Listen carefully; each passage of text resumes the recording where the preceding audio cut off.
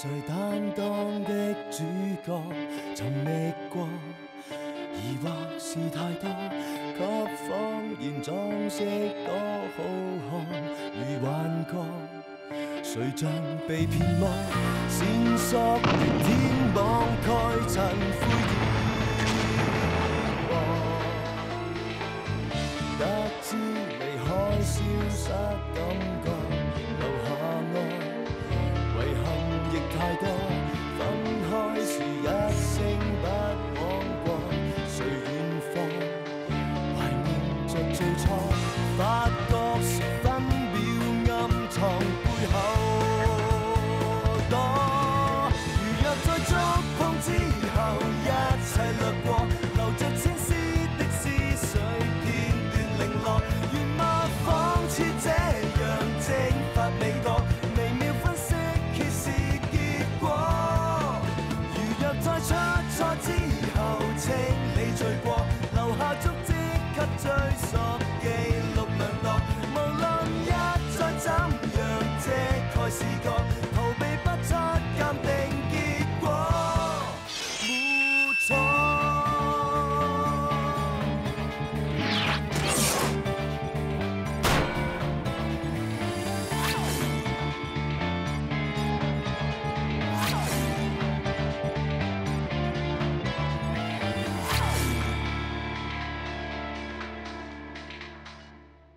ទឹកស្រាក់មិនឈុំប្រយ័ត្នកាបូបខ្ញុំបដិញគេចេញទៅមិនចាំបាច់បណ្ដេញខ្ញុំទេឥឡូវខ្ញុំឈប់ធ្វើហើយស្រីចង្រៃអង្គខំពេញចេញមកធ្វើការយូរមកហើយមិនព្រមនឹងត្រូវការជំរិតហើយត្រូវការលុយ30លានលោកខ្លួនធ្វើមិនទៅណែវ៉ៃនេះគួរតែស្នាមតិចអ្នកអង្គុយបែបមួយក្រោយប៉ះជុំស្លាកស្នាមកណ្ដាលតិចច្បាស់ណាស់ស្នាមតិចនេះពិសេសណាស់នេះជារបស់ដែលមិនសល់ទុកលើឡានរួមទាំងសក់ដែលមានពណ៌មាសពីសរសៃជារបស់ក្រុមចាប់ជំរិតចុះទឹករឿងរបស់ខ្ញុំបើកឡានទៅបុកទៅគុំសម្រាប់កូនយើងអញចង់ឲ្យមនុស្សមួយគ្រួសារស្លាប់អស់ទើបឯងអស់ចិត្តហើយស្រីចង្រៃណែមិនក៏វាយគេចឹងតិចចិត្តសិនទៅលោកពូរបួសបែលក៏មិនចង់ដែរមិញមិនអាចបន្ទោសគេទាំងស្រុងបាត់ឥឡូវកូនយើងបាត់ខ្លួនបើគេមានរឿងអីក៏យើងហ៊ានធ្វើបែលបានប្រឹងអស់ពីសមត្ថភាពហើយសុខចិត្តឲ្យគេចាប់នោះគឺជាខ្ញុំល្អជាងឥឡូវកូនប្រុសខ្ញុំមិនដឹងទៅដល់ណាប្តីដេកនៅលើគ្រែស្លាប់រស់មិនដឹងបើគាត់មានអីឆ្លោះធ្លួយខ្ញុំមិនដឹងធ្វើម៉េចទេសុំសួរថាអ្នកណាជាគ្រួសារម៉ាជីងថាងខ្ញុំជាប្រពន្ធគាត់ចាំមិនហើយគាត់ដឹងខ្លួនហើយអាចចូលមើលបានអាថាមានអារម្មណ៍យ៉ាងម៉េចដែរឈឺត្រង់ណាខ្លះឯណាបែនជួយអាបែនបានទេឥឡូវបងរបួសធ្ងន់កុំខ្វល់នឹងរឿងនេះអីអាបេននឹងមិនអីទេខ្វល់ពីសុខភាពសិនទៅគួរអ៊ីងអូនដុកទ័រហេតុអីក៏គាត់នៅតែពិបាកអញ្ចឹងឆ្អឹងជំនីទី4លោកម៉ាបាក់ហើយមុតត្រូវសួរធ្វើឲ្យមានឈាមហូរពួកខ្ញុំធ្វើការវះកាត់ខាត់ឈាមឲ្យគាត់ហើយឆ្អឹងក៏តរួចដែរតែឆ្អឹងដែលបាក់ត្រូវការពេលវេលាទៅជាដូច្នេះពេលដកដង្ហើមគាត់នឹងយល់ថាឈឺអាចបញ្ជូនគាត់ទៅបន្ទប់សម្រាកបានហើយអ្នកស្រីទៅធ្វើបែបបត់ស្នាក់នៅពេលឲ្យគាត់ទៅ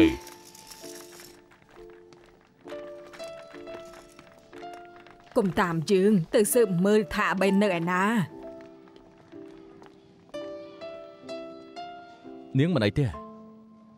មុខនាងក្រហមហើយខ្ញុំទៅយកទឹកកកមកស្អំចុះបន្តិចទៅលេងអីហើយស្អំឆាប់បាត់លឿនខ្ញុំទៅទិញទឹកជុំអាយចុះម៉ាដាមលោកពូយ៉ាងម៉េចទៅហើយអរគុណទាំងអស់គ្នាដែលបារម្ភគ្រូពេទ្យថាឆ្លងផុតដំណាក់កាលគ្រោះថ្នាក់ហើយតែត្រូវកេញពេទ្យសិន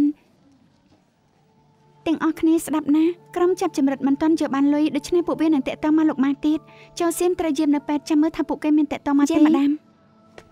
តាមសកម្មភាពក្រុមជិលល្មើសថ្ងៃនេះពួកគេមានចេតនាឲ្យលោកម៉ាលោតទឹកគឺចង់បំផ្លាញឧបករណ៍ស្ដាប់បូករួមទាំងឲ្យលោកម៉ាត្រូវតែត្រៀមឡានឲ្យគឺសង្ស័យថាលោកម៉ាប្តឹងប៉ូលីសហើយខ្ញុំបានពិនិត្យឡាននោះហើយពិតជាឡានដែលបាត់មែនដោយការស្មានមែនម៉ាដាមខ្ញុំទើបទទួលទូរស័ព្ទពីខាងកសលវិច័យទូរស័ព្ទនឹងឡានដែលក្រុមចាប់ចម្រិតឲ្យលោកម៉ាប្រើស្នាមម្រាមដៃគឺក្រុមតែមួយនោះជាស្នាមម្រាមដៃប៉ាខ្ញុំចំណែកលេខទូរស័ព្ទគ្រាន់តែជាលេខធម្មតាតែខ្ញុំកំពុងតែស៊ើបពីលេខនិងកន្លែងទិញសង្ឃឹមថារកបានតម្រូវចុះខ្ញុំយល់ថាជនសង្ស័យខ្លាំងបំផុតគឺតាកើឆាងមិនថាប្រាមជ្ឈបាយអីត្រូវតែរកគេឲ្យឃើញ មួយរយៈនេះទាំងអស់គ្នាហត់នឿយហើយត្រូវយាមនៅប៉ុ ពួកខ្ញុំត្រៀមចិត្តរួចហើយឥឡូវអ្វីដែលសំខាន់គឺឆាប់រកអាបែនឲ្យឃើញ អរគុណ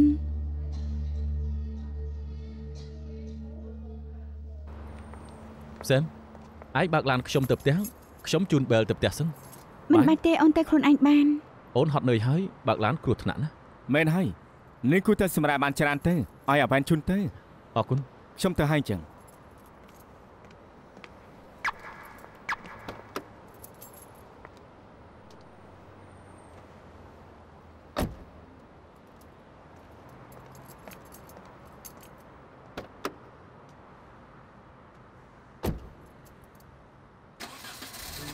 គេងសិតទៅ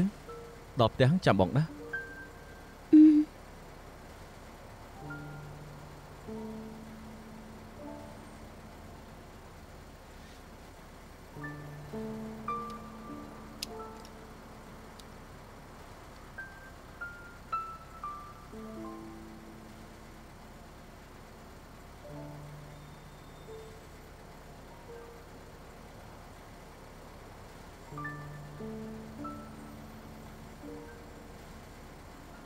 ទុកចិត្តចុះពួកគាត់មិនអីនោះទេ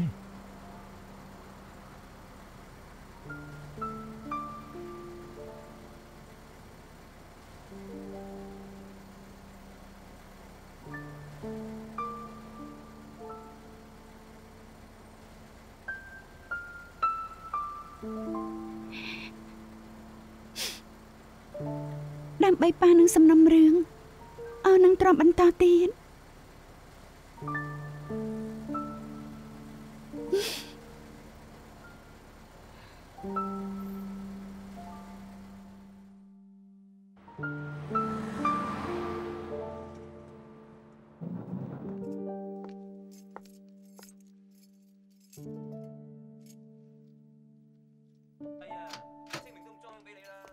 ម៉ាក់មិនទាន់កេងទេ នៅទេចាំប៉ាឯងថ្ងៃនេះម៉ាក់រងាស់ស៊ុបត្រីដែលប៉ាឯងចូលចិនចង់ខលហៅគាត់មកញ៉ាំតែខលទៅបែរជាភ្ជាប់ចូលកន្លែងផ្ញើសារទុករហូតម៉ាក់និយាយផ្ញើសារទុកហើយតែគាត់មិនឃើញតបសោះម៉ាក់ខ្លាចគាត់មកដូច្នេះក៏ចាំគាត់ទៅ ឈប់ចាំទៅប្រហែលគាត់មិនបានទទួលសារសម្លេងម៉ាក់ទេ មែនទេម៉ាក់ខ្លាចគាត់មានរឿង មិនអាចទេមិននឹងអាចមានរឿងទៅថ្ងៃត្រង់ខ្ញុំទៅនិយាយទូរស័ព្ទនឹងគាត់ទេប្រហែលរវល់ពេកឬក៏គាត់បិទទូរស័ព្ទផងក៏មិនដឹងខ្ញុំក៏តែងតែអញ្ចឹងដែរ មែនហើយ ម៉ាក់កេងទៅកុំឲ្យស្អែករអ៊ូថាឈឺខ្នងឈឺចកេះទៀត មកពីហន់មើលឯងចុះហត់ជាងម៉ាក់ទៅទៀត មែនហើយមានសំណុំរឿងស្មុគស្មាញមួយខ្ញុំទៅងូតទឹកសិនតិចទៀតត្រូវត្រឡប់ទៅប៉ះប៉លីវិញ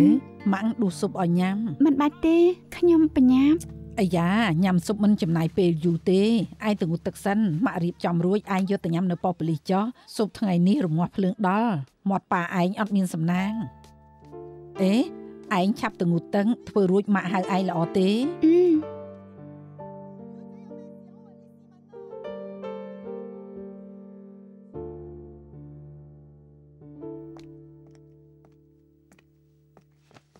ម៉ាដាមនេះហត់ហើយ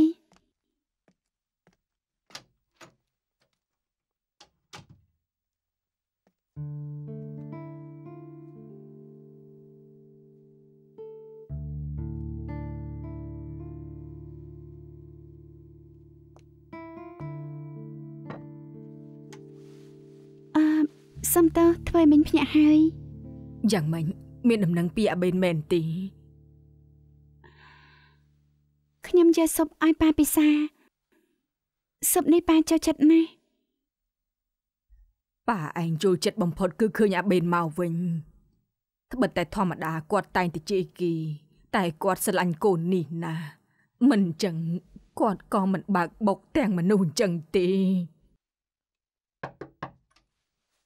ម៉ាដាម អាវុយ ណាមីងពូយំអីហើយ គាត់ទៅតែគេងលក់ពេទ្យឲ្យគាត់លេបថ្នាំងងុយគេងទៅគាត់អាចគេងអាយុច្រើនហើយរបួសដល់ថ្នាក់នឹងឃើញហើយមីងឈឺចិត្តណាស់ យ៉ាកុំពិបាកចិត្តអីខ្ញុំអាចចង់ភើយធ្វើបបរឲ្យមីងខ្ញុំនឹងថាមីងគ្មានអារម្មណ៍ទេតែត្រូវតែញ៉ាំ សំណាងមានឯងនឹង ឥឡូវសល់តែមីងម្នាក់មីងច្បោកច្បល់ណាស់ កុំនិយាយចឹងអីអាបែននឹងខ្ញុំជាមិត្តភក្តិឲ្យគ្នាអ្នកផ្ទះខ្ញុំគឺសុទ្ធតែនៅអាមេរិកខ្ញុំទុកមីងដូចជាគូសារខ្ញុំចឹងម៉ែណែម៉ាដាម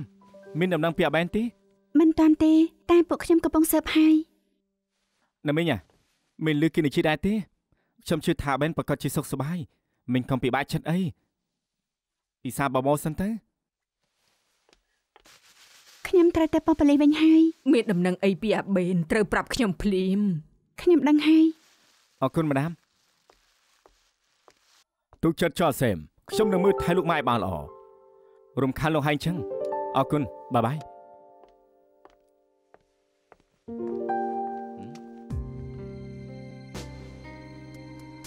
មិនខ្ញុំបាននិយាយពីស្ថានភាពអំប្រោះហើយការពិតប្រភេទឈាមគាត់គឺជាប្រភេទឈាមអេជាក្រុមកម្រខ្ញុំនឹងបញ្ញាប់ឆែកមើលថាក្នុងស្តុកមានឈាមបែបហ្នឹងទេ មិញលោកបាក់ឡានអៃវ៉ែនទៅផ្ទះហើយបញ្ញាប់មកវិញផ្ដាំរឿងប៉ាពិតជាអរគុណលោកណាស់ ខ្ញុំបាក់ឡានមកវិញគឺស្រួលទេក៏សង្ឃឹមថានឹងឆាប់រកពំប្រុសឃើញ មិនស្មានថារឿងគ្រួសារខ្ញុំខ្លាចជារឿងសាធារណៈចំណាយកម្លាំងមនុស្សច្រើនចឹង ចឹងទៀតហើយនឹងដឹងទេនឹងមានរឿងអ្នកដែលបារម្ភជាងគេគឺអៃវ៉ែនជាបងប្អូនល្អខ្ញុំនឹងក៏ជាម្លោះខ្ញុំដែរតាមហេតុផលខ្ញុំគួរតែជួយចឹងហើយ ធ្វើឲ្យលោកមិនបានសម្រាកខ្ញុំពិតជារអៀសចិត្តណាស់ចិត្តភ្លឺហើយមើលទៅយប់នេះសូម្បីមួយផ្លែតក៏លោកមិនបានគេងដែរញ៉ាំកាហ្វេសិនទៅ ណែកាហ្វេនឹងមិនទាន់ជឿទេកំពុងញ៉ាំថ្នាំញ៉ាំកាហ្វេគឺម្លោះទេ ល្ងុយគេងណាស់ ងងុយក៏មិនប្រកាសថាញ៉ាំកាហ្វេស្វាងដែរនឹងញ៉ាំមិនទៀងគេងក៏មិនគ្រប់ត្រូវបន្ថែមជាតិស្ករខ្លះអញ្ចឹងទើបមិនសូវអស់កម្លាំងពេលនេះសូកូឡាក្តៅគឺស័ក្តិសមបំផុតសាមើលទៅ លោកធ្វើដូចខ្ញុំអ្នកជំងឺអញ្ចឹង នឹងពិតជាអ្នកជំងឺពិតមែនចាប់ពីពេលនេះតទៅខ្ញុំជាគ្រូពេទ្យតខ្លួននាងរហូតដល់ចប់សំណុំរឿងនេះដូច្នេះនាងត្រូវទៅស្រាប់ខ្ញុំបំផុនសុខភាពឲ្យបានល្អតែនាងទុកចិត្តចុះខ្ញុំមិនយកថ្លៃព្យាបាលពីនាងទេគឺចូលពីអៃវ៉ែន ល្អ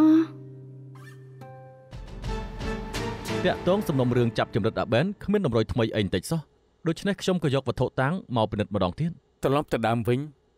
ពេលគ្មានតម្រុយថ្មីត្រូវស៊ើបសាលឡើងវិញមើលថាមានការធ្វើប្រហែលលើផតាំងមួយណាទេអៃវ៉ែនឯងធ្វើបានល្អ ពេលមានអ្វីរីកចម្រើនហើយចាំសរសើរក៏មិនយឺតពេលដែរ បាន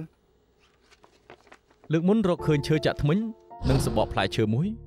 នៅលើឈើចាក់ធ្មេញមានកម្ទេចសាច់ខ្លះឆ្លងកាត់តាមការពិសោធន៍យើងឃើញថាគឺជាសាច់សេះសម្បកផ្លែឈើនិងឈើចាក់ធ្មេញសុទ្ធតែមានជាប់ទឹកម្ទេសខ្ញុំបានធ្វើការពិសោធន៍ផ្សេងគ្នាបញ្ជាក់ថាជាម្ទេសវែងចំណែករបស់ផ្សេងរួមទាំងសណ្តែកដីស្ករបូតាស្យូមសូដ្យស្យូមខ្ទឹមបារាំងនិងខ្ទឹមស គឺនៅក្នុងសាតេ វាគឺជាផលិតផលម៉ាឡេស៊ីម៉ាក់ផាន់ម៉ា លើកឈើចាក់ធ្មេញមានសាច់សេះមានសាតេមានម្ទេសដូចជាស៊ុប សម្បកកនោះគឺសម្បកអាភៀនមានគេយកអាភៀនដាក់ក្នុងស៊ុបដែរ មាន2ឆ្នាំមុនមានភោជនីយដ្ឋានមួយធ្វើអញ្ចឹងឮថាធ្វើឲ្យស៊ុបមានក្លិនឈ្ងុយសំខាន់ធ្វើឲ្យគេញៀនបន្ទាប់ពីញៀនតែញ៉ាំមិនដែលខាន នៅមានមួយទៀតលើសម្បកនោះមានសារធាតុមួយយ៉ាងមិនមែនជាសាតេក៏មិនមែនជារបស់ដាក់ស៊ុបគឺម៉ៃតុង ម៉ៃតុងជាថ្នាំចិនជាថ្នាំត្រជាក់ជួយព្យាបាលក្តៅក្នុងរាគបើដាក់ក្នុងស៊ុបញ៉ាំមិនសូវក្តៅក្នុងទេ លោកធីមមិនត្រឹមមានចំណេះដឹងច្រើនហើយមានជំនាញខាងធ្វើម្ហូប ខ្ញុំល្មមញ៉ាំប៉ុណ្ណោះមើលទៅហាងស៊ុបបញ្ចុះទម្ងន់ល្បីលំដាប់កាយ5មើល logo នេះទៅមកចំពេលល្មមយប់នេះញ៉ាំបាយជាមួយគ្នាទៅ ញ៉ាំត្រី លោកធីមបដូរចិត្តហើយ អូអៃវ៉ែនយល់ពីខ្ញុំមែនមកទៅញ៉ាំស៊ុបនៅទីនេះ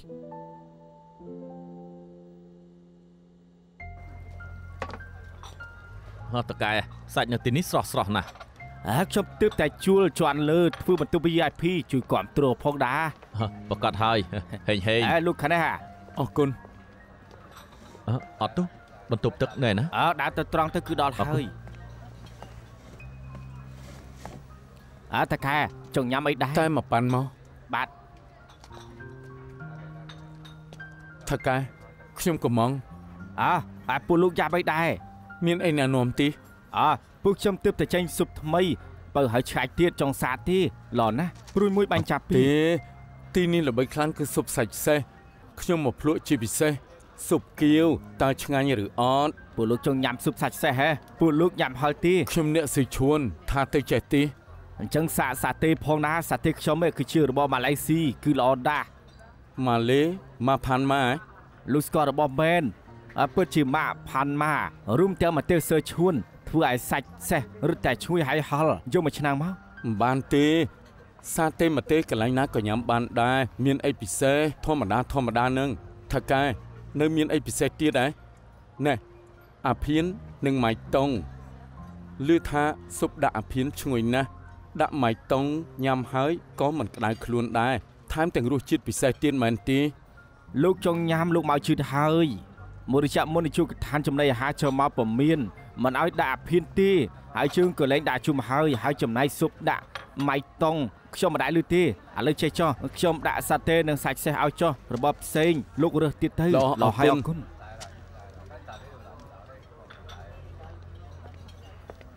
ណែខ្ញុំបានចូលមើលហើយមិនឃើញអាភៀននិងម៉ៃតុងទេមានឃើញអ្វីផ្សេងដែរទេឆាប់មើលទៅ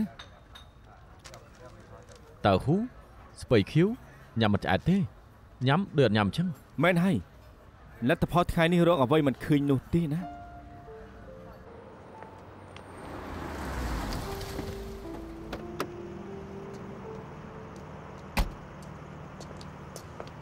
អរគុណលោក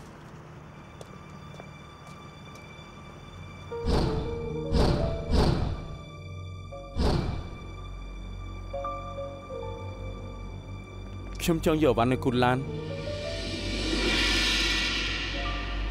ខ្ញុំជួយចុះល្អអីលោកចាងមិនក៏យប់ម្លេះ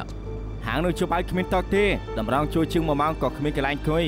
ក៏មុនក៏មិនបានគឺមានតែមកទីនេះហើយហាងនោះមិនខ្លាចគ្មានភ្ញៀវទេចេះទៅធ្វើដូចខ្ញុំឆាប់ទៅខ្ញុំទៅម៉ោង5កន្លះញ៉ាំស៊ុបហើយទើបទៅធ្វើការតាន់ពេលល្មមមែនស្អែកខ្ញុំទៅលឿនបន្តិចស៊ុបនៅឆៅឈប់ជីឆ្ងាញ់មែនមានដឹងរូបប្រមុនសម្ងាត់អីដែរទេញ៉ាំហើយដូចជាញៀនអញ្ចឹងចង់ញ៉ាំរាល់ថ្ងៃតែពិបាកត្រង់ថាញ៉ាំហើយក្តៅខ្លួនខ្ញុំបង្រៀនលោកចាងចុះឲ្យតកែដាក់ម៉ៃតុងខ្លះមិនក្តៅខ្លួនទេតោះទៅញ៉ាំអីសិនទៅតោះអូមើលទៅយើងរកខុសគោលដៅហើយហាងស៊ុបដែលមានអាភៀននិងម៉ៃតុងមិនមែនសម្រក់ទៅមុនទេគឺឆៅឈុនជីទើបត្រូវឥឡូវហាងណាមិនសំខាន់ទេសំខាន់គឺអ្នកចតឡានឲ្យភ្ញៀវនោះការពិតកាយដំរីធំមកពួយជាងខ្ញុំប្រាប់បែលសិន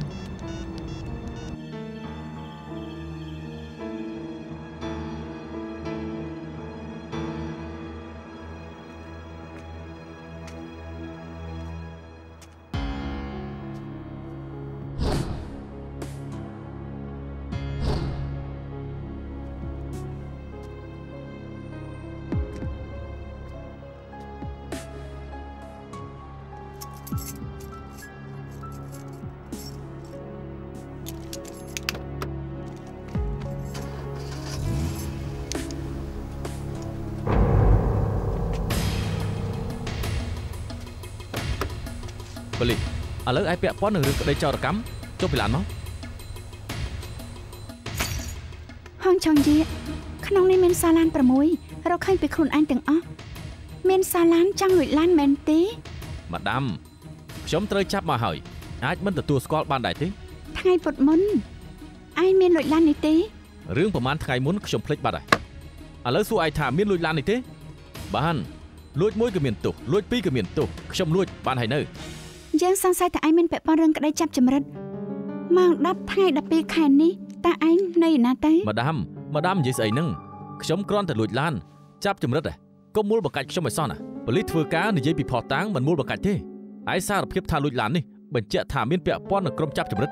យើងសង្ស័យថាឯងជាបាក់ពួកវារឿងនេះខ្ញុំទទួលបានបញ្ជាទើបធ្វើអ្វីផ្សេងទៀតខ្ញុំមិនដឹងទេបើខ្ញុំថ្លើមធំចាប់ចម្រិតមែនគឺខ្ញុំមិនឲ្យពលលោកចាប់ខ្ញុំបានទេអញ្ចឹងអ្នកណាឲ្យឯងលួចឡានទៅថ្ងៃពុធខ្ញុំទើបញ៉ាំស៊ុបហើយដើរចេញមកក៏មានភ្ញៀវម្នាក់ឈ្មោះថាឆៅស៊ួយខលមកខ្ញុំថាចង់បានឡានមួយគ្រឿងខ្ញុំគ្មានរឿងអីត្រូវបដិសេធជាមួយលុយខ្ញុំក៏ទៅលួចឡានមួយគ្រឿងឲ្យគេ ឡាននេះខ្ញុំរកបាន$5000ហើយទៅលេងល្បែងនៅអាមិន3ថ្ងៃទើបមកវិញលោកអាចទៅស៊ើបបានយើងនឹងទៅស៊ើបមិនចាំបាច់ឯងបង្រៀនទេឆៅសួយជាអ្នកណារស់នៅណា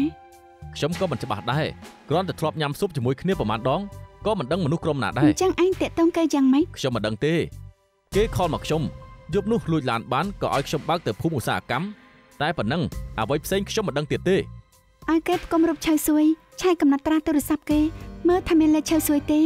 ខាត់គេទុក48ម៉ោង Yes madam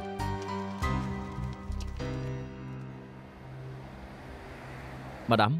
ខ្ញុំឆែកលេខដែលឆៅសួយខលទៅខងឆងយៈគ្រាន់តែជាស៊ីមធម្មតាហើយ2ខែមុនលក់ទៅក៏ឆែកលេខនឹងទៀតហើយចាប់ផ្គុំរូបឆៅសួយវិញខ្ញុំបានបញ្ជូនទៅផ្នែកកំណត់ហេតុក្រោយពេលពួកគេស៊ើបហើយថាក្នុងឃ្លាំងរបាយការណ៍គ្មានបទល្មើសឆៅសួយទេម៉ាដាមអ៊ំស្រីរណាមិញម៉ា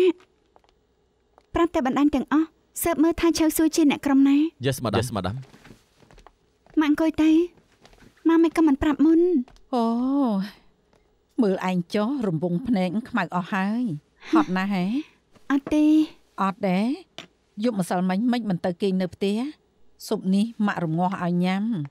ប្រកាសជាមិនបានគេងហើយមិនមែនទេខ្ញុំគេងបានខ្លះដែរវ៉ាក្តៅឈ្ងុយណាស់រងាស់យូរមែនទេយ៉ាងម៉េចប៉ាឯងមកដល់ពេលនេះហើយនៅតែរកមិនឃើញម៉ាក់ខលទៅក៏ចូលតែប្រអប់សារក៏ពេញដែរមិនដឹងថាគាត់មានរឿងអីម៉ាក់ចង់ខលទៅខាងនោះឯងថាទៅល្អទេម៉ាក់ប៉ាប្រាប់ខ្ញុំហើយគាត់ទៅអៅមិនជាមួយម៉ាក់ធំមែនទេចង់រកគាត់ចាំខ្ញុំខលទៅខាងសន្តាគារអេណាអកុំម៉ាក់គ្មានការអីរកគាត់ទេដឹងថាគាត់មិនអីល្អហើយកុំបង្ករឿងឲ្យធំអីណាមិនបាច់ទេ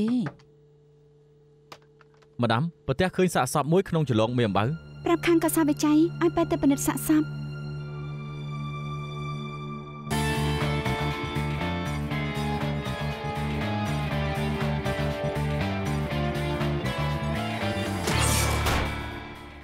ធម្មតាខ្ញុំឡើងលើភ្នំឬកំប៉ុងអេតចាយទៅលក់ព្រះនេះគ្មានមនុស្សនៅទេប្រហែលថ្ងៃនេះធុងសម្រាមមានសិតតែប្រអប់បាយហើយថ្ងៃនេះខ្ញុំដើរមកមើលថាមានអេតចាយទេអ្នកណាទៅដឹងមកដល់ឃើញប្រអប់បាយចោលដូចជាគ្មានអ្នកញ៉ាំទេខ្ញុំក៏ដើរទៅបំរុងរើសក៏ឮសូរសំឡេងផាំង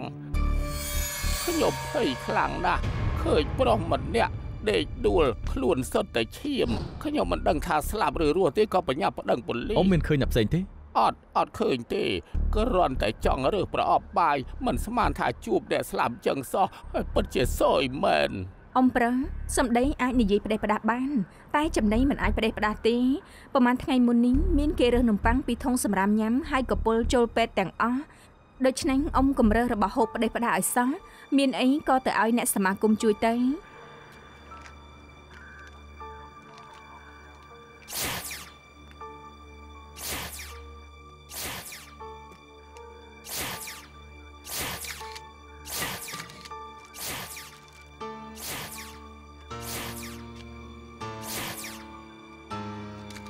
ម្ដងមានឃើញអីទេអ្នកស្លាប់ឈ្មោះចាងជិនអាយុ35ឆ្នាំជនជាតិហុងកុងមូលហេតុស្លាប់ទូឲ្យពួកខ្ញុំចុះសេមអរគុណល្ងើយខ្លាំងណាស់មិនមែនទេកុំទ្រាំអីអត់គេងប្រហែលថ្ងៃហើយខ្ញុំគេងបានខ្លះដែរប៉ុន្តែបងប្រុសម្ដាំរកមិនទាន់ឃើញឥឡូវមានសាកសពម្នាក់ទៀតមើលទៅមិនបានគេងយូរហើយអញ្ចឹងទេមិនកាត់ទៅមិនទាន់ចាប់ចោលបានផងពួកលោកដួលអស់ទៅហើយគ្រាន់តែញ៉ាំវីតាមីន C ចាំខ្ញុំទិញឲ្យអញ្ចឹងខ្ញុំអរគុណហើយទីនេះមានខ្សែដាច់ក៏អីក៏មានឈាមដែរមានជាប់សរសៃអំបោះទៀតណែតានាងមានយល់ថាខុសប្រក្រតីដែរទេលោកចង់ថារបស់ក្នុងនេះសុទ្ធតែចាស់មានតែខ្សែនេះថ្មីមែនទេ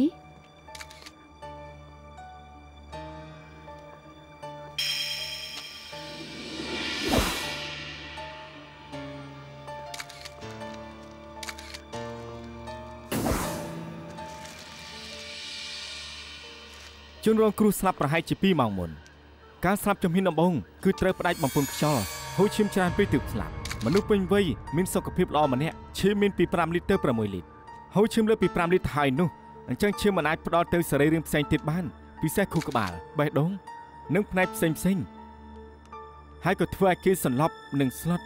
បើជួយមិនទាន់ពេលទេនោះគេអាចស្លាប់បាននៅក្នុងពេលអំឡុងប្រមាណនាទីទីនេះមានកម្ពស់2គីឡូដូច្នេះខ្ញុំគិតថាគួរតែស្លាប់ភ្លាមនេះជាកន្លែងទី1ដែលកើតហេតុ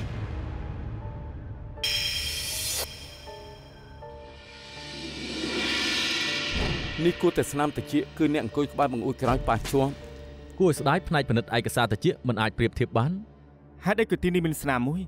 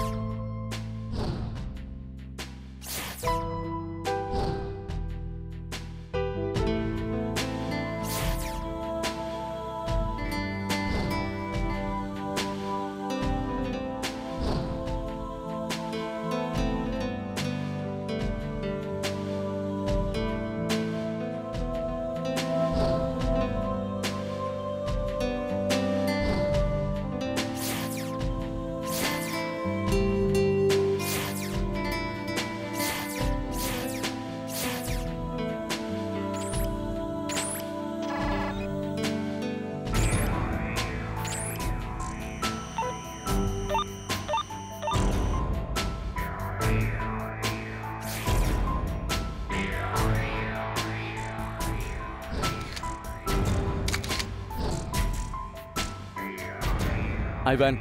Sam call មកគេយករូបតិចចង្ចិន scan ចូលកុំព្យូទ័រ send មកមើលខាងស្ដាំគឺស្នាមតិចដែលជាប់នឹងកញ្ចក់ឡានចាប់ចម្រិតម៉ាគូហុងខាងឆ្វេងគឺតិចចង្ចិនដែលស្លាប់តិចទាំងពីរសិតតែមានស្នាមផ្លែដំបងខ្ញុំឆ្ងល់ហេតុអីតិចគេមិនស្នាមតាមពិតបញ្ជាក់ថាគឺជាស្នាមផ្លែច្បាស់ណាស់ដូចខ្ញុំស្មានពិតមែនចង្ចិនជាម្នាក់ក្នុងក្រុមចាប់ចម្រិតក៏ជាបុគ្គលសំខាន់ម្នាក់ទាំងអស់គ្នាមានរកឃើញអ្វីថ្មីទេអូឈាមលើកំបិតនិងបំពង់ទី3ខ្ញុំបានឲ្យទីណាពិនិត្យ DNA ហើយខ្សែដាច់មិនស្មើគ្នាគិតថាមានគេបណ្ដាញខ្សែមកលើកៅអីត្រូវនឹងខ្សែដែលដាច់ខ្ញុំរកឃើញមានកំអខ្លះនៅលើផោះតាំងមានសក់ខ្លីនិងទឹកមាត់លើខ្សែមានកំអបកុលឲ្យទីណាហើយទីណាមានអីថ្មីទេខ្ញុំបានប្រៀបធៀបក្រមហើយនឹងឈាមដែលបញ្ជូនមកហើយលោកធីមមើលស្នាមឈាមលើជញ្ជាំងគឺជារបស់អ្នកស្លាប់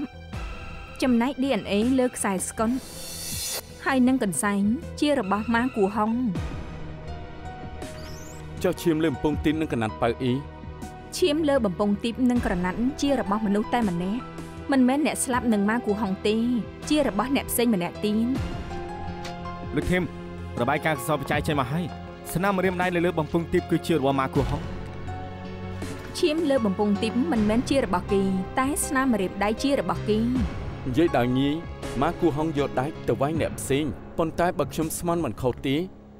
សំណុំរឿងមួយនេះមានការប្រែប្រួលហើយពិបាកក្នុងការស៊ើបបន្តិចខលទៅម្ដាមម៉ាกระดาษសតំណាងវត្ថុតាំងกระดาษពណ៌តំណាងស្នាមឈាមមនុស្សផ្សេងគ្នាឯกระดาษខៀវតំណាងម៉ាគូហុងយើងប្រមូលវត្ថុតាំងមកបញ្ជាក់ពីផ្ទះនេះដែលជាកន្លែងដែលចោលចាប់ម៉ាគូហុងម្នាក់នៅផ្ទះនេះយើងរកឃើញកំណាត់ខ្សែដែលជាប់ក្រមរួមនឹងស្នាមឈាមនៅលើកៅអីបានពិនិត្យ DNA ហើយបញ្ជាក់ថាជារបស់ម៉ាគូហុងយើងជឿថាក្រោយពេលចាប់ម៉ាគូហុងបានគឺឃុំនៅទីនេះហើយជនរងគ្រោះគេបានទៅដោះនឹងដៃជាប់កៅអីនេះដើម្បីបណ្ដាច់ខ្សែបំណងរត់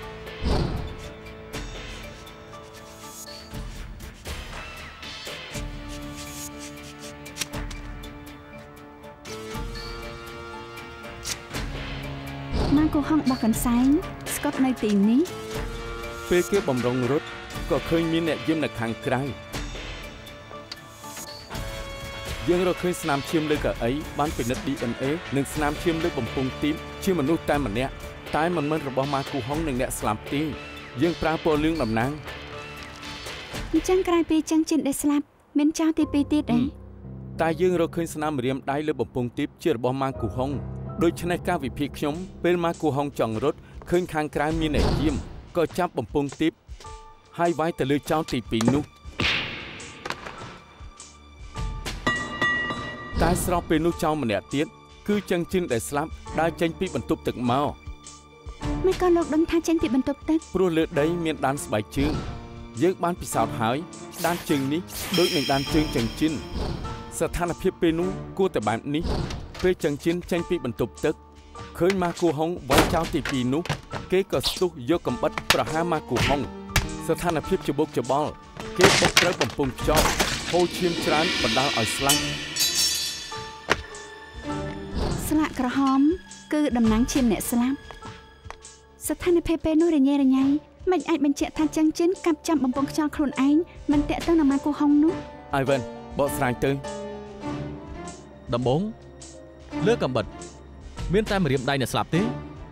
នេះគឺជាដានឈាមនេះគឺបាញ់ចេញ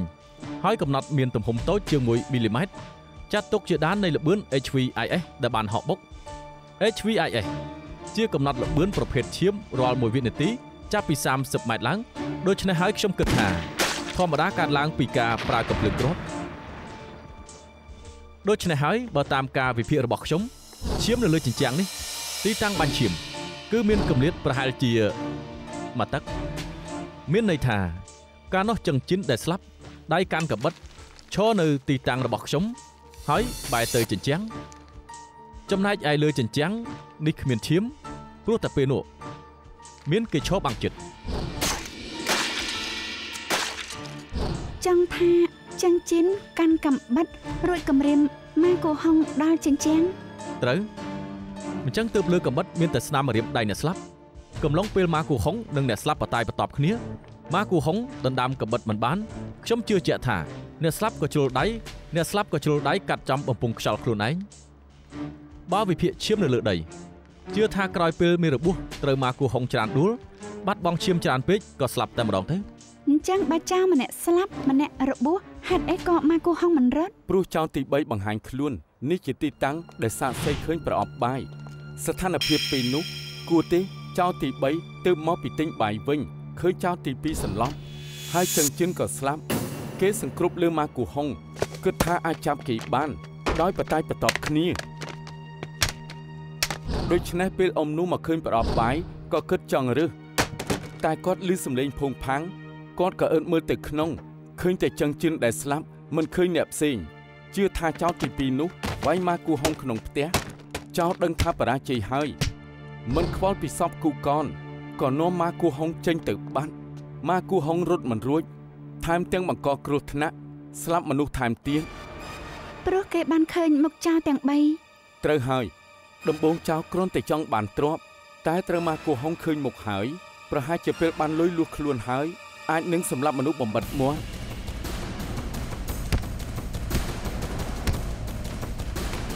សម្លាប់បងប្អូនយើងកុំឲ្យរត់បែកឲ្យស្លាប់ទៅចង់រត់ស្លាប់ទៅណែលបងឆៅសួយទុំកម្លាំងសិនទៅអ្នកណាក៏ចាំលួចសិនតែលឺទេលើយើងអាឡូយ៉ាងម៉េចបងធំអញ្ចឹងទៅបានជាក្រុមចៅស្ងាត់ឈឹងការប៉ិនពួកវាមានរឿងថែមទាំងស្លាប់ម្នាក់ទៀតអូនខ្លាចពួកវាធ្វើបែកបេនពួកវាយកលុយមិនទាន់បាននៅត្រូវការបេនគេមានសុវត្ថិភាពទេតែបើបិនលែងមានតម្លៃប្រាស់ហើយពួកវាយកលុយបានភ្លាមនឹងសម្រាប់បេនដូច្នេះអូនត្រូវតែជួយឲ្យបានមុនពេលកាន់តែយូរកាន់តែគ្រោះថ្នាក់មធ្យោបាយតែមួយគឺរកឃើញតាកើឆាងអូនអាចជួយគេបានយ៉ាងម៉េចអាសិនល្អខ្ញុំនឹងទៅភ្លាមជូនអូនទៅប៉ែតយិនអាយមានរឿងអីទៅពួកគេរកឃើញកូនចៅតាកើឆាងម៉ាដាមឯណាគេរកឃើញយ៉ាងម៉េចមានឃើញតាកើឆាងទេលើកនេះពឹងលើ Formula ម៉ាដាមម៉ោងប្រហែល7ខ្ញុំទទួលបានដំណឹងថាមានគ្រោះថ្នាក់ចរាចរណ៍លើផ្លូវមានមនុស្សត្រូវឡានបុកខ្ញុំក៏ទៅដល់ភ្លាមប្រទះឃើញប្រុសម្នាក់របួសធ្ងន់ក៏ឆែករកទូរស័ព្ទនិងទូរស័ព្ទតាក់ទងគ្រួសារគេមិននឹកស្មានថាបានឃើញរូបថតលើទូរស័ព្ទស្គាល់អ្នកក្នុងរូបថតគឺជាអ្នកស្រីម៉ានិងម៉ាគួហុងពួកគាត់សុទ្ធតែមិនបានមើលកាមេរ៉ាខ្ញុំដឹងថាវាជាការលួចថតយល់ថាចម្លែកខ្ញុំក៏ផ្ដល់ដំណឹងនេះទៅលោកសិនអរគុណអ្នករបួសឈ្មោះលីចិនកងរហស្សនាមគឺកណ្ដុលគង់ខ្ញុំឆែកដឹងថារូបនេះបានផ្ញើពីទូរស័ព្ទមួយទៀតអ្នកផ្ញើគឺវ៉ាងគូឆាំងគឺតាកើឆាំងលេខគេបានឈប់ប្រើយូរហើយមានអីមែនទេរូបលើ background គួរតែជាកណ្ដុលគង់តែត្រូវកម្មវិធីបាំងភ្នែកហើយនឹងច្រមុះ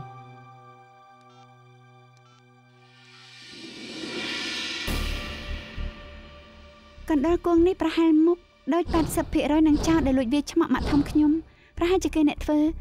មានសួរតាក់ទងនឹងតាកើឆាំងទេគេរបួសក្បាលធ្ងន់នៅសន្លប់នៅឡើយមិនអាចសួរអីកើតទេសើបលំអិតពីកណ្ដុលគួងគេមានរូបប្រមាណរកឲ្យខ្ញុំទាំងអស់មួយក៏មិនឲ្យរំលងបាទផ្ទះចាក់សោខាងក្នុងក៏អត់មានមនុស្សអាឡូអូខ្ញុំដឹងហើយប៉ុណ្ណឹងចុះគេថារូមកណ្ដុលគង់ពីទៀនក៏រកមិនឃើញដែរតាកើឆាំងមិននៅទីនោះតាកើឆាំងមិននៅទីនោះបានន័យថារូមទាំង3សុទ្ធតែមិននៅតាកើឆាំង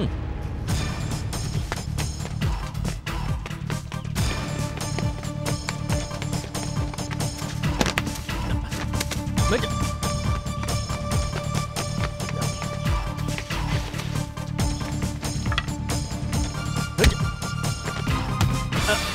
ជប់លៀមនៅស្ងៀម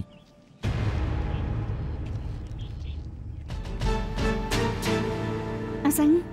ម៉ាដាមកណ្ដុលគួងផ្ដោតចម្លើយឲ្យនៅគេមិនទាន់ដឹងខ្លួនទេលោកខ្ញុំជាពលរដ្ឋល្អម្នាក់ណាមិនក៏ចាំបាច់ចាប់ខ្ញុំមកអញ្ចឹងបើជាពលរដ្ឋល្អមិនបាយរត់ពូននោះទេមែនទេណែខ្ញុំជំពាក់លុយពួកចងការប្រាក់ណាពួនគឺជារឿងធម្មតាទេមិនមែនជារឿងខុសច្បាប់ទេពួកល្មើសឲ្យទៅជួបពួកយើងក៏រត់ធ្វើរឿងអ្វីមិនល្អមែនទេខ្ញុំបានឃើញពួកគេសម្រុកចូលមកខ្ញុំគិតថាស្មានតែពួកទាបំណុលមិនឲ្យខ្ញុំរត់ទេមែនទេម៉ាដាមកូនចៅនាងមិនមែនជាពួកចងការប្រាក់ខ្ពស់ហើយចាប់ខ្ញុំមកធ្វើអីយើងសង្ស័យលោកមានពាក់ព័ន្ធសំណុំរឿងចាប់ចម្រិតម៉ាដាមប៉កែនិយាយលេងមែនតើនេះលោកធ្លាប់ធ្វើមេផ្នែកនៅហាងម៉ាគូហុងតែលោកប៉ះតង្កិចនឹងគួរឈីហ្វិនម៉ាក់គេថានឹងបញ្ឈប់លោកគឺលោកខឹងឈប់ធ្វើភ្លាមលោកគិតថាមិនសុខចិត្តក៏ចាប់ចម្រិតម៉ាគូហុងកូនគាត់ហើយឲ្យកណ្ដុលគួងចាប់គួរឈីហ្វិនប៉ុន្តែបរាជ័យម៉ាដាមកុំមូលបង្កាច់ខ្ញុំណាខ្ញុំមិនបានចាប់ម្ដាយកូនគេទេណាលោកមិនសារភាពកណ្ដុលគួងសារភាពហើយថាលោកអ្នកបញ្ជាម៉ាដាមគេឈួតទេនៅស្ងៀមអង្គុយចុះម៉ាដាមកុំជឿគេនិយាយផ្ដេសផ្ដាសខ្ញុំក៏មិនដឹងថាគេផឹកថ្នាំអីខុសដែរខ្ញុំគ្រាន់តែឲ្យគេបដៅយាយនោះឲ្យគេស្គាល់ថ្នាំខ្លាំងខ្លះអ្វីក៏ខ្ញុំមិនបានដឹងដែរគ្រាន់តែឲ្យកណ្ដុលគួងវាយគាត់ឈីហ្វិនណាមែនយាយនោះគួរឲ្យស្អប់អ្នកណាក៏ស្អប់ម្ដាយកូននោះដែរមិនដឹងជាប៉ះពាល់នរណាខ្លះទេពីសប្តាហ៍មុនមានអ្នកលក់សាច់ជ្រូកមកទាលុយឆ្លោះគ្នានៅហាងគេទៀតហើយពួកគេឆ្លោះគ្នាខ្លាំងថែមទៀតផងណា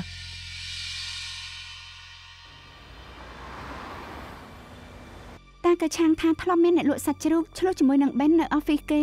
ខ្ញុំមិនដឹងថាអ្នកលក់សាច់ជ្រូកនោះគួរឲ្យសង្ស័យឬអត់តែចង់ឲ្យលោកមកមើលអอฟហ្វិសគេក្រែងមានតម្រុយអីសរុបទៅតម្រុយតូចតាចក៏មិនបោះបង់ដែរអត់ទោះអ្នកទាំងពីរវេនយប់ពួកយើងមិនទាន់បើកទេខ្ញុំគឺម៉ាគង់អេងមេក្រុមនេះ49ខ្ញុំចង់ជួបលោកលីជាមួយហាងប៉ៃស៊ីចាចាំតែងបន្ទប់លោកលីដើរត្រង់បាត់បន្តិចដល់ហើយអរគុណ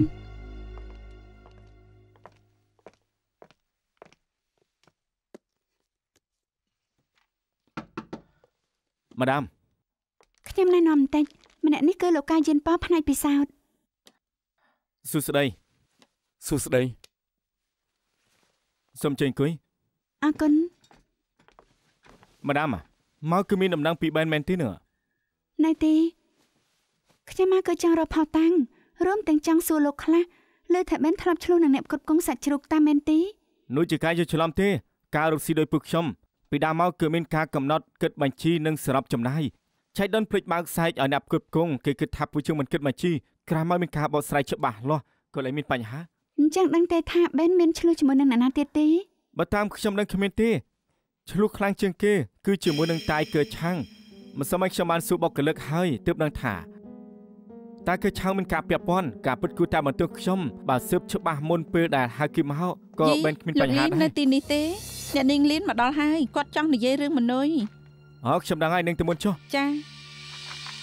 ម្ដាមសុំទោសខ្ញុំទៅជួបញៀវសិនមិនរំខានទេខ្ញុំចាំនៅទីនេះបាទ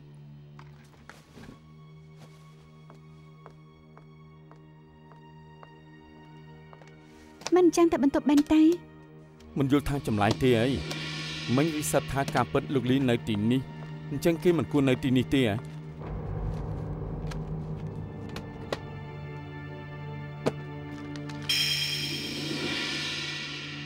កញ្ចប់នេះជារបស់បែនហេតុអីលីជួយហាយវា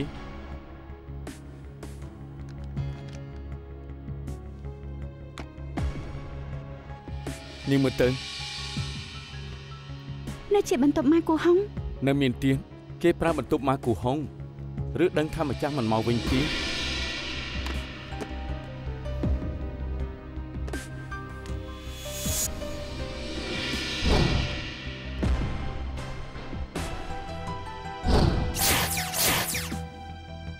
លោកនៅខែអ្វីមែនទេខ្ញុំធ្លាប់ឃើញស្ករក្រមនេះនៅទីនោះ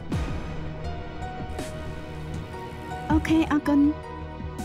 អាសិនស៊ើបដឹងពីស្ថានភាពហិរញ្ញវត្ថុលីជាមួយថាមួយរយៈដែលមករកស៊ីខាត់ច្រើនគួរតែចម្ពាក់បំណុលច្រើន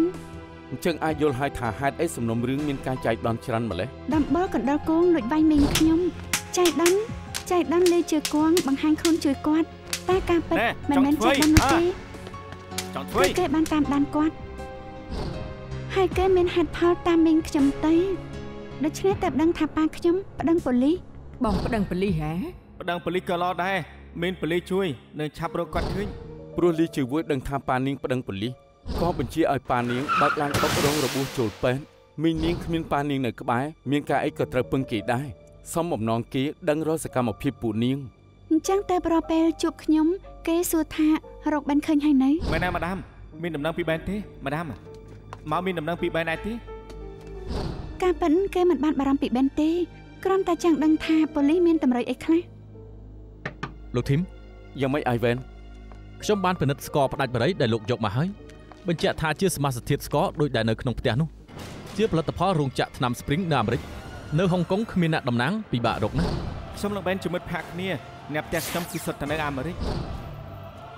លេជាវ័យមកពីអាមេរិកមើលទៅគោលដៅយើងមិនខុសទេ